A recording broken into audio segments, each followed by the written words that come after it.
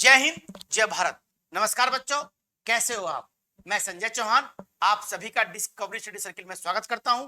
Video की एक नई सूचना, कल की जो हमारी वीडियो के बारे में आपको जो बताया था, जो रणनीति बताई थी कि कैसे आपको एग्जाम पास करना है, कौन कौन सी बुक आपको पढ़नी है, किस चीज के लिए पढ़नी है, क्या करना है, उसमें बहुत सारे बच्चों का कमेंट्स दो चीजों को लेकर आया। इसका जवाब देने के लिए मैं फिर आपके सामने आया। एक तो ट्रिपल सी को लेकर, किसे बच्चों? ट्रिपल सी को लेकर बड़ा कंफ्यूजन है बच्चों में कि ये ट्रिपल सी कब तक का चलेगा, कौन कौन से चलेंगे, क्या होगा, उसके बारे में चर्चा करूंगा। एक दूसरी बात यह आई है कि सर क्या जिन लोगों ने एग्जाम दिया था वही लोग बैठेंगे, या जिन्होंने फॉर्म तो भरा पर किसी कारणवश वो एग्जाम नहीं दे पाए, क्या उनके भी एडमिट कार्ड आएंगे? तो ये बात भी हम चर्चा इसी वीडियो के दौरान करेंगे। तो इन दो बातों पर चर्चा करने के लिए मैं आपके सामने फिर आया। ठीक, देखो आप, जहां तक बच्चों ट्रिपल सी की बात है, सबसे पहले चर्चा करते हैं ट्रिपल सी पर। एक कंप्यूटर लैंग्वेज है ट्रिपल सी, उत्तर प्रदेश सरकार द्वारा इसको अनिवार्य किया गया है बहुत सारी भर्ती परीक्षाओं में। जहां तक पिछले जो वीडियो की हम चर्चा कर रहे हैं, इस वीडियो में विज्ञापन आने की तिथि और आवेदन की जो अंतिम तिथि है वो आपको ध्यान रखनी है। कैसे? देखिए आप, देखो बच्चों, विज्ञापन जारी होने की जो तिथि है वो 30/5/2018 है बच्चों। आपका जो ट्रिपल सी का रजिस्ट्रेशन है वो इससे पहले हो जाना चाहिए, यानी इससे पहले आपका ट्रिपल सी का रजिस्ट्रेशन हो जाना चाहिए था। वो 1 महीने पहले हो, 2 महीने पहले हो। ट्रिपल सी को करने के 3 महीने का समय लगता है। ठीक, जो आवेदन की जो अंतिम तिथि है 19/6/2018, इससे पहले आपका रिजल्ट आ जाना चाहिए था। इससे पहले आपका रिजल्ट अगर आया हुआ है, इससे पहले मार्कशीट भले आपकी बाद में आई हो, आप पास हुए या फेल हुए ये पता चल जाता है। मार्कशीट आपकी इस तिथि के बाद है, कोई दिक्कत नहीं। रिजल्ट आपका इससे पहले का होना चाहिए। इसके बाद जो आएगा वो तो उसमें उसने वीडियो का फॉर्म तो भर दिया होगा, उसने एग्जाम भी दिया होगा, इस बार भी वो बैठेगा एग्जाम में, लेकिन जब डॉक्यूमेंट वेरिफिकेशन होगा तो उस दौरान उसको समस्या हो जाएगी। उनसे पूछा जाएगा कि भाई आपका तो रिजल्ट जो है इसकी तिथि के बाद आया है, उससे पहले तो आपका रिजल्ट नहीं आया है, या आपने तो का जो रजिस्ट्रेशन है जो आपने 30/5 के बाद करवाया था, आपको तो बहुत बाद रिजल्ट आया है।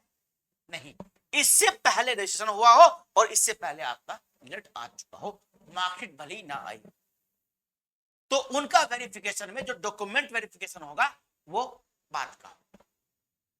ठीक है, फिलहाल जो बच्चों को मैंने बताया ट्रिपल सी के लिए यह आवश्यक है। ट्रिपल सी के जो समकक्ष जो चीजें होती हैं उसमें कुछ कंप्यूटर कोर्स भी हैं, बीसीए वगैरह भी थे, है ना। तो इन चीजों का भी अगर आप हैं तो भी आपको कोई समस्या नहीं है। आप एग्जाम की तैयारी कीजिए, नो डाउट फुल तैयारी कीजिए, कोई आपको समस्या नहीं आएगी। अगर आपका ट्रिपल सी इस तिथि के बाद का है, इस तिथि के बाद आपका रजिस्ट्रेशन हुआ है उसके लिए, तो आपका ट्रिपल सी मान्य नहीं होगा। किसी भी कंडीशन में आपका रजिस्ट्रेशन जो होता है ट्रिपल सी का वो इस तिथि से पहले का होना चाहिए, रिजल्ट इससे पहले का होना चाहिए, मार्कशीट भले ही इसके बाद आ जाए वो मान्य होगा। बात स्पष्ट हो जानी चाहिए। दूसरी बात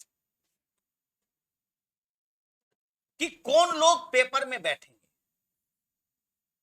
उस दौरान 14 लाख फॉर्म भरे गए थे, जानते हैं आप। 2018 में यह संख्या बहुत बड़ी थी, 14 लाख फॉर्म भरे गए। इन 14 लाख ने जो फॉर्म भरे, इनमें सबने तो दिया नहीं एग्जाम, लगभग 20% लोगों ने एग्जाम छोड़ा भी था।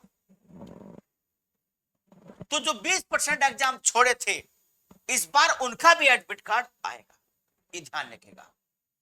उनका भी एडमिट कार्ड जारी होगा, जिसने भी फॉर्म भरा होगा, जो फॉर्म के डॉक्यूमेंट्स यूपी ट्रिपल एससी के पास हैं, जितने फॉर्म गए, जिनका फॉर्म स्वीकार हुआ था, उन सब का एडमिट कार्ड जारी होगा। उन सबको परीक्षा में बैठने का अवसर पक्का मिलना है। ये आप जान लीजिए। ठीक, अच्छा, तो सबको एग्जाम देने का मौका मिलेगा, कोई बैठा हो या ना बैठा हो। इसलिए आप वीडियो की तैयारी में रात दिन एक कर दीजिए। ठीक है, ये दो बातें आपको बतानी थी। 14 लाख में से कितने लोग पेपर में बैठेंगे? जान लीजिए 5 लाख से लेकर 6 लाख लगभग ही लोग पेपर में बैठने का अनुमान लगाया जा रहा है। यही लोग पेपर में बैठेंगे, ऐसे ही होगा, देख लेना आप चाहे। इसके बारे में अब मेरी जो क्लास है, जो नेक्स्ट क्लास होगी, वो हिंदी के परिज्ञान को लेकर होगी। हिंदी का परिज्ञान और लेखन योग्यता। लेखन योग्यता, इसका मतलब क्या होता है? लेखन योग्यता का किसको बोलते हैं बच्चों? जैसे परिपत्र है, अर्ध सरकारी पत्र है, सरकारी पत्र है, शासनादेश होते हैं। इसके बारे में आपको मैं कम से कम 4 वीडियो में बताऊंगा डिटेल के साथ, क्योंकि डिस्क्राइब तरीके से पढ़ने की चीज है कि विषय वस्तु है। डिस्क्राइब करने के बाद किस जगह से कैसा क्वेश्चन बनेगा, किस तरह से कैसे क्वेश्चन पहले आ चुके हैं, नेक्स्ट प्रश्न कैसे उठ सकते हैं, उसके बारे में अगली वीडियो में आपको मैं कंप्लीटली बताऊंगा। सबसे पहले पत्रों के बारे में पढ़ेंगे, और मैंने बताया था आपको कि जो हमारे चैनल पर ही मेरी ही हिंदी की कई सारी क्लास पड़ी हुई है, उन्हें आप आराम से पढ़ सकते हो, देख सकते हो।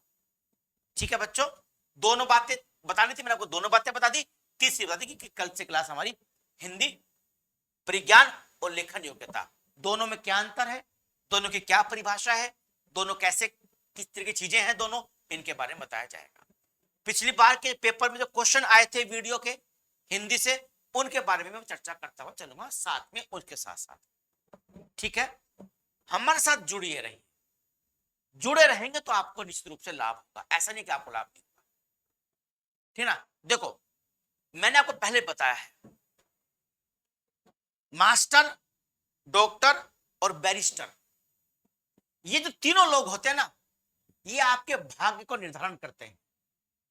इसलिए इनको चुने, बहुत तर्क शक्ति के साथ चुने, क्षमता के साथ चुने, अनुभव जिसको हो उनको चुने, एक्सपीरियंस को चुने, जिसको मालूम हो कि हाँ लड़ाई कैसे लड़ी जाती है, लड़ाई में क्या क्या हथियार आपके पास होने चाहिए। इस तरीके से नहीं कि अभी तो उम्र भी नहीं हुई 21 साल और लगे हिंदी परिज्ञान और पढ़ाने के लिए। एग्जाम जीवन में एक दिया नहीं और पढ़ा रहे हैं बहुत सारी चीजें। तो मास्टर, बैरिस्टर और डॉक्टर आपका भविष्य तय करते हैं। अब क्या करना है क्या नहीं करना है ये आपको तय करना है। ठीक है, चलिए, जो पहली बार है वो सब्सक्राइब जरूर करिएगा, लाइक और शेयर भी करना है। ठीक है, जय हिंद, जय भारत।